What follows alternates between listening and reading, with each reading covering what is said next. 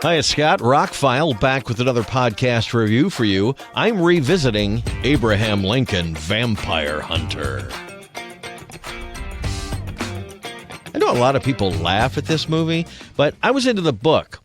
Back in the, I guess it was late 90s, early 21st century, there was this trend to do these alternative history kind of novels like Pride, Prejudice, and Zombies, and Abraham Lincoln Vampire Hunter. I actually thought the Abraham Lincoln Vampire Hunter book was actually well done. I think there was even a sequel to it that was not bad.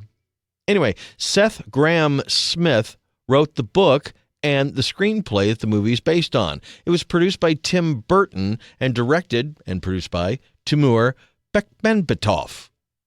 Yeah, the guy we talked about with Wanted. This is what he did when he couldn't get Wanted 2 off the ground. Had a budget somewhere between $69 and $99 million. I would say it's probably closer to the higher because, man, there's a lot of visual stuff going on. But it only grossed $116 million worldwide and is considered a flop.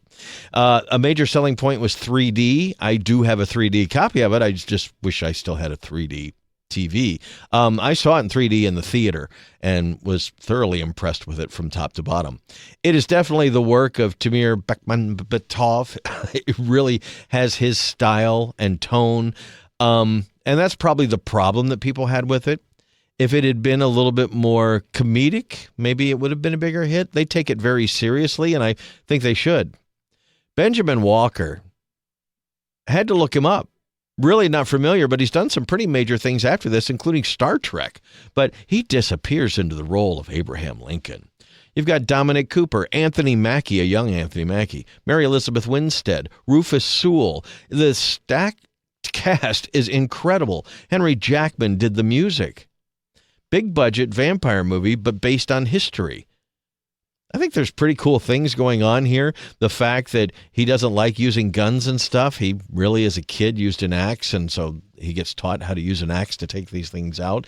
It's unique in its action, and it goes way over the top with some big set pieces, as a movie like this should. I think it was ahead of its time. I think Timur did a great job with the film. But I read the book, and I knew what I was getting into. A lot of people, the whole idea of a Civil War era president being a vampire hunter just doesn't work with them. They used some computer-generated stuff like with the vampires' faces. When they turned sometimes, you could tell it was more than they could do with just makeup. But it was pretty impressive, and these are vicious vampires. As vampire movies go, and I'm a huge fan of vampire movies, this is one of the few unique ones that has come out in the last few years. Doesn't feel like a Dracula movie, doesn't feel like any other kind of vampire movie. They're smart, but feral and quick, and you really don't stand much of a chance unless you're highly trained. It obviously has a little bit of that Wanted in it because there are some training scenes where Benjamin Walker's Abraham Lincoln learns how to be a total badass that he is. I wish there had been a little more badassery. I mean, he gets good, but there's not a whole lot of montages of him doing it. We fast forward to him older all of a sudden. Once he finally gets to where, hey, he can take on the big bad guys and all that kind of stuff, boom, he's now a little older, and we get one big final battle that was pretty amazing. The train sequence is still to this day an amazing, special effects-filled, exciting thing on fire, and you've got to get off of it thing. It goes a bit too far with over-the-topness, but what do you want in a movie? Anyway. I think it plays fine now if you don't take it too seriously, even though it's taking itself seriously. The kills are pretty gruesome. There's a lot of R-rated gore effects in this, practical and otherwise. Like I said, I like the vampires in the film and how they go about what they do and how it's all weaved into the fabric of Civil War era United States. I would rather watch something like this that's lovingly crafted and trying to do something artistic with this idea than watch one of those Lifetime movies where they're taking a very far-fetched idea of a relationship and trying to make a movie out of that. Hundreds of people worked to bring this idea to life, and it looks fantastic. The cinematography, the battle scenes, the Civil War battle scenes will impress you just from that. The horse chase in the middle of the movie when he's got to go after one of the big baddies. It's amazingly over the top, but it's incredibly well done even by today's standards. It's been out for 13 years, and the special effects have aged actually quite well.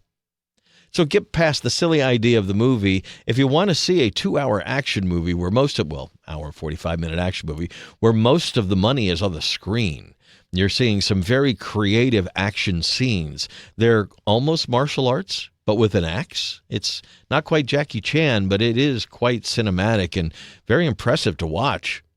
All in all, I was very entertained by the movie. I haven't watched it in probably a decade. I remembered liking it, remembered the movie, and there was a lot of things I forgot about it. A lot of side characters and a lot of side things. And yeah, I mean, it's trying to be a realistic tale of this, if it could have been an alternate universe or whatever, that Abraham Lincoln could have pulled off this kind of stuff and still did what he did with the country. And I think it's fine. It's entertainment. What do you want? People wanted to make it, well, it's not accurate. It's Abraham Lincoln Vampire Hunter. How accurate is it going to be? 20th Century Fox made this movie. They've always made some pretty outlandish science fiction movies. Some land, Planet of the Apes, some don't. I think this is fine for what it is. So if you're open to it and a really good cast, really doing a lot with the material, check it out. Abraham Lincoln Hunter is now available these days. I don't think you can get the 3D version anymore. Not that you could probably watch it in 3D. A few years ago, I think it was about 2018, Fox did some steelbooks with the Day of the Dead thing around Halloween. I picked up a steelbook and I have the 3D version. I don't know why I needed 2 copies of it at the time. It's not even a really great steelbook. But anyway, if you've never seen the movie, I would recommend it. And if you still read books, download it on your Kindle or whatever and check out Abraham Lincoln Vampire Hunter. It was actually an entertaining read and a more entertaining film. It's not perfect, but it's a lot of fun. Scott, I'm ROCKFILE. More podcasts are on the way. Thank you so much for listening to one, and have a spectacular day.